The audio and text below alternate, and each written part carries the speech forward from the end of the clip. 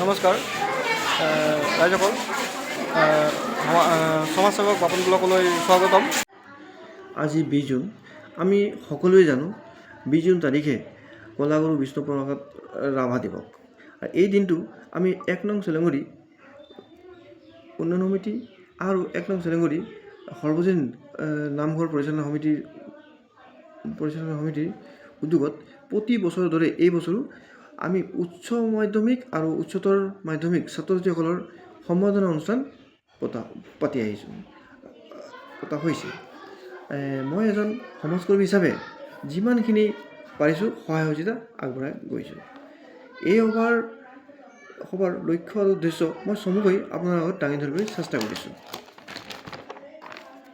এই সভাৰ উদ্দেশ্য ক'বলৈ যাওঁতে সভাত পতা কলাগুৰু বিষ্ণুপ্ৰসাদ ৰাভা দিৱস উদযাপন, লগতে ৰাইজৰ সমাগম, ছাত্ৰ ছাত্ৰীসকলৰ আগমন, বিভিন্ন জেগাৰ পৰা অহা অতিথিবৃন্দসকল আৰু সমিতিৰ কৰ্মকৰ্তাসকলৰ কামৰ ব্যস্ততা, এই সকলোখিনি দৃশ্য ভিডিঅ' আকাৰে আপোনাৰ আগত দাঙি ধৰিবলৈ মই চেষ্টা কৰিছোঁ। আৰু এই সভা পতাৰ লক্ষ্য উদ্দেশ্যখিনি চমুকৈ মই ক'বলৈ আগবাঢ়ি আহিছোঁ। উদ্দেশ্য হৈছে কণ ল'ৰা ছোৱালীবিলাকে নিজৰ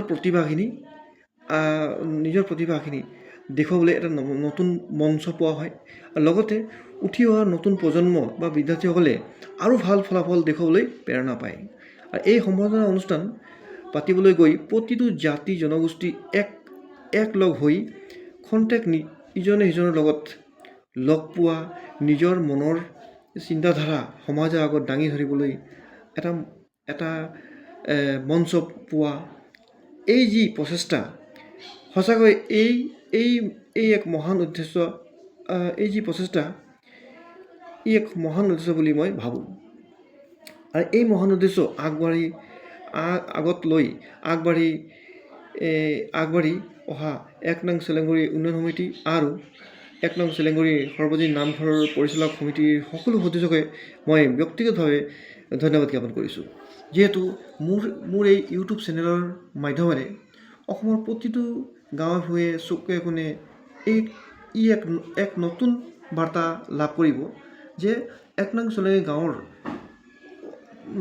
ৰাইজে প্ৰতিটো জাতি জনগোষ্ঠীৰ লগত একলগ হৈ কাম কৰে। অৱশেষত মই এটা কথা ক'ব বিচাৰিছোঁ।